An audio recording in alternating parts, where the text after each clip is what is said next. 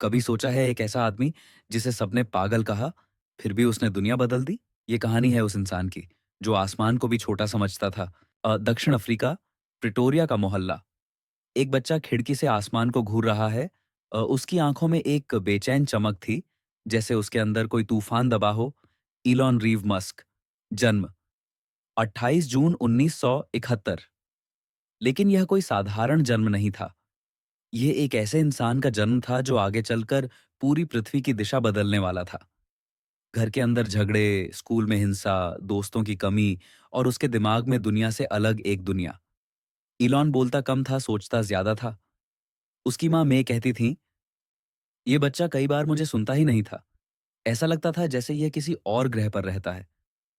असल में राहत वह ग्रह भविष्य था। इलॉन के पिता उससे सख्त थे। कभी तारीफ नहीं करते, कभी प्यार से नहीं बोलते। इलॉन का बचपन एक शांत युद्ध था। लेकिन वहीं से उसके अंदर एक ताकत पैदा हुई। अगर दुनिया तुम्हें नहीं समझती, तो तुम्हें दुनिया बदलनी होगी। इलन 8 से 10 घंटे रोज किताबें पढ़ता। इतिहास, विज्ञान, रॉकेट्स, दार्शनिक बातें। जब उसकी उम्र 10 साल थी, तब तक वह पूरी एनसाइक्लोपीडिया ब्रिटानिका पढ़ चुका था। किताबें उसके लिए सिर्फ पन्ने नहीं थीं, वे दरवाजे थीं भविष्य के। उन स्थानों के जहां वह एक दिन पहुंचना चाहता था। उसे सबसे ज्यादा फैसिनेटेड किया था ब्रह्मांड ने। Time, space, rockets, planets. Elon सोचता, हम सिर्फ एक ग्रह पर क्यों रहते हैं? और ये सवाल उसके जीवन का ईंधन बन गया। लेकिन कहानी यही नहीं थी। कुछ होने वाला था जो उसे कंप्यूटर की दुनिया में धकेल देगा। 10 साल की उम्र। उसके चाचा उसे एक छोटा सा कंप्यूटर लाते हैं, कॉमोडोर VIC-20, जिसमें सिर्फ 5 किलोबाइट मेमोरी थी। जहां बाकी बच्चे खिलौने मांगते थे, इलॉन ने प्रोग्रामिंग की किताब उठाई। उसने बेसिक लैंग्वेज सीखने में 6 महीने का कोर्स सिर्फ 3 दिन में खत्म कर दिया। वह घंटों घंटों कोड लिखता, कभी खाना भूल जाता, कभी सोना। और एक दिन 12 साल की उम्र में उसने अपना पहला कंप्यूटर गेम बनाया, ब्लास्टर। $500 मिले, पहली कमाई। पहला सपना सच हुआ। इलॉन ने अपने मन में कहा, अगर मैं यह कर सकता हूं, तो मैं कुछ भी कर सकता हूं। और यह था उस सफर की शुरुआत जो 20 घंटे में हम सुनने वाले हैं। ईलन के घर में रिश्तों के धागे टूट रहे थे। पिता की सख्तियां, उनकी ठंडी बातें, उनका गुस्सा, सब कुछ ईलन के दिल पर चोट की तरह लगता। एक दिन उसने फैसला किया, मुझे यहां से निकलना ही होगा। दक्षिण अफ्रीका की सेना में अनिवार्य भर्ती होती थी। ईलन को हथियार और हिंसा पसंद नहीं थी। उसे भविष्य चाहिए था, युद्ध नहीं। वो समझ चुका था, अगर उसे दुनिया बदलनी है तो उसे अमेरिका जाना ही होगा। लेकिन सीधा अमेरिका पहुंचना इतना आसान नहीं था। इसलिए उसने एक चतुर रास्ता चुना। पहले कनाडा, फिर USA। उसने अपने पास जो थोड़ा बहुत सामान था, उसे एक छोटे बैग में भरा और चुपचाप घर छोड़ दिया। ना पैसे, ना रिश्तेदार, ना भविष्य का भरोसा। सिर्फ एक सपना, मैं दुनिया को बदलूंगा, चाहे इसकी कीमत कुछ भी हो। इलॉन कनाडा पहुंचा, लेकिन वहां किसी ने उसे पहचान कर नहीं बुलाया। कोई कार, कोई घर, कोई दोस्त, सिर्फ बर्फ और संघर्ष। उसने छोटे मोटे काम शुरू किए। लकड़ियां काटना, टायर उठाना, खेतों में काम। फैक्ट्री की 12 घंटे की खतरनाक शिफ्ट। कई बार तो उसके पास खाने तक के पैसे नहीं होते थे।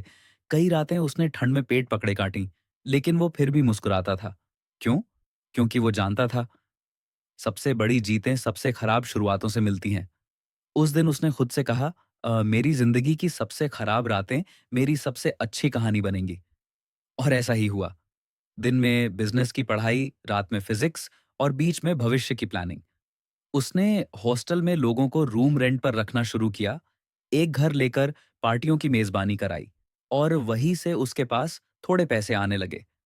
लेकिन पढ़ाई के अलावा वह हमेशा कुछ बड़ा सोचता रहता। ईलन कहता था, अगर किसी चीज का दुनिया पर असर नहीं पड़ेगा तो मैं उसे क्यों करूं?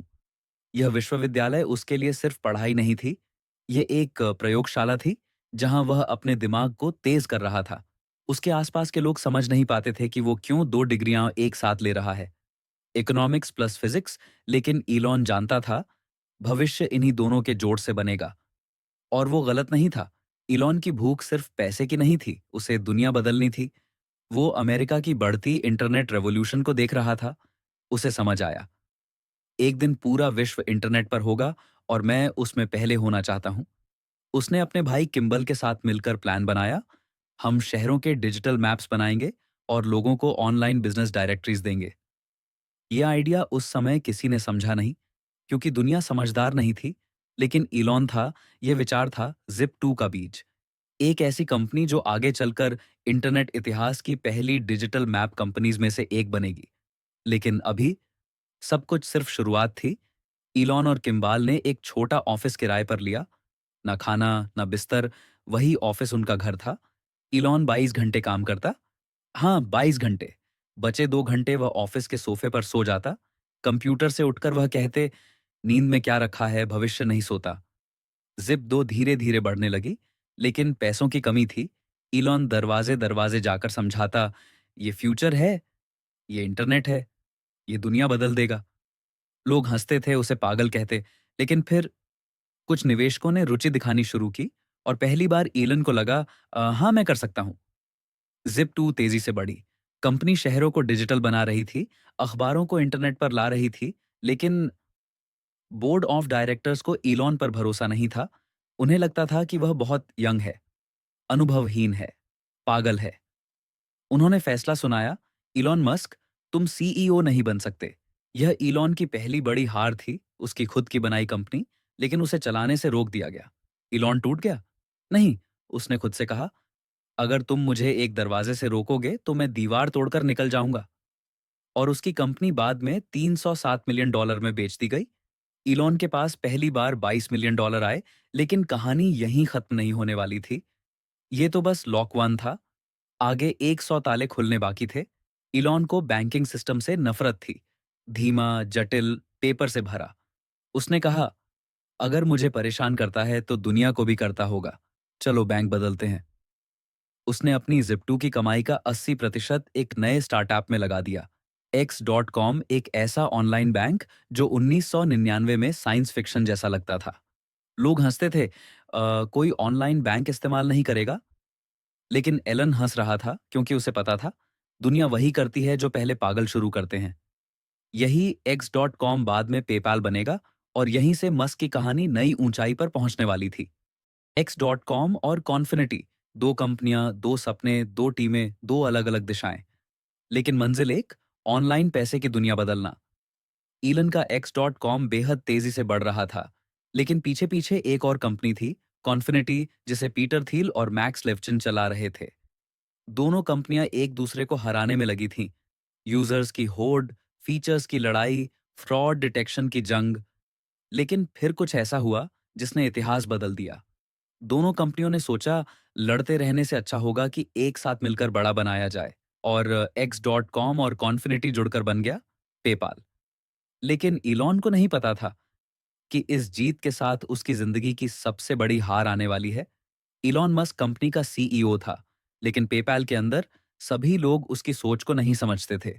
उसकी तेज स्पीड, उसकी बड़े फैसले लेने की आदत कई लोगों को डराती थी। इलन एक दिन हवाई जहाज में सफर कर रहा था। फ्लाइट लंबी थी, वह सो गया। उधर पेपाल की बोर्ड ने मीटिंग की। मतदान कराया गया। फैसला हुआ, इलन को सीईओ पद से हटाओ। जब इलन उतरा और उसने अपना ईमेल खोला, उसने पढ़ा, आप अब सीईओ नहीं रहे। यह उसकी जिंदगी का सबसे दर्दनाक पल था। जो कंपनी उसने खड़ी की, जिसके लिए वह दिन रात लगा रहा, वहां से उसे हटा दिया गया। लेकिन इलन मुस्कुराया और बोला, ठीक है, मैं हार नहीं मानूंगा, मैं फिर कुछ बड़ा बनाऊंगा। 2002 में एक बड़ा फैसला हुआ। पेपाल को ईबे ने $1.5 बिलियन में खरीद लिया। ईलन, जो सबसे बड़ा शेयर होल्डर था, उसे मिला $180 मिलियन। लेकिन ईलन ने उस पैसे का एक भी हिस्सा मजे में नहीं उड़ाया। न नई गाड़ी, न बड़ा बंगला, न पार्टी। उसने अपने पैसे को 3 हिस्सों में बांटा। एक स्पेस एक्स, एक $100 मिलियन, दो टेस्ला, $70 मिलियन, तीन सोलर सिटी, $10 मिलियन। वह खुद कहता है, मैं अमीर बनने के लिए अमीर नहीं बना, मैंने दुनिया बदलने के लिए पैसे कमाए। पेपाल बिक्री के साथ पहला अध्याय खत्म हुआ। अब असली खेल शुरू होने वाला था। इलॉन बचपन से ही सोचता था, पृथ्वी के बाद क्या? और उसका जवाब था, स्पेस। उसने फैसला किया, मैं ऐसा रॉकेट बनाऊंगा जो दुनिया बदल देगा। मानव जाति को दूसरी ग्रह पर पहुंचाना है। लेकिन उसके पास कोई नॉलेज नहीं थी, रॉकेट साइंस नहीं पढ़ी थी, कोई स्पेस का एक्सपीरियंस नहीं था। लोग हंसे, मीडिया ने मजाक उड़ाया, साइंटिस्ट ने कहा ये पॉसिबल नहीं है। लेकिन इलॉन ने एक लाइन कही जो इतिहास में दर्ज हो गई, अगर कोई कहता है कि तुम नहीं कर सकते तो सुनो मत। और 2002 में उसने स्पेस एक्स शुरू कर दी।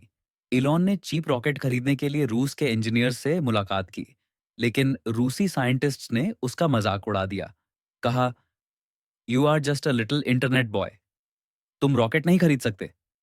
इलॉन को गुस्सा आया, दर्द आया, लेकिन उसने सोचा, अगर दुनिया मुझे रॉकेट नहीं देगी तो मैं खुद रॉकेट बनाऊंगा। और वहीं से शुरू हुआ फैल्कन रॉकेट बनाने का मिशन। पहली फ्लाइट, पहली उम्मीद, पहला सपना।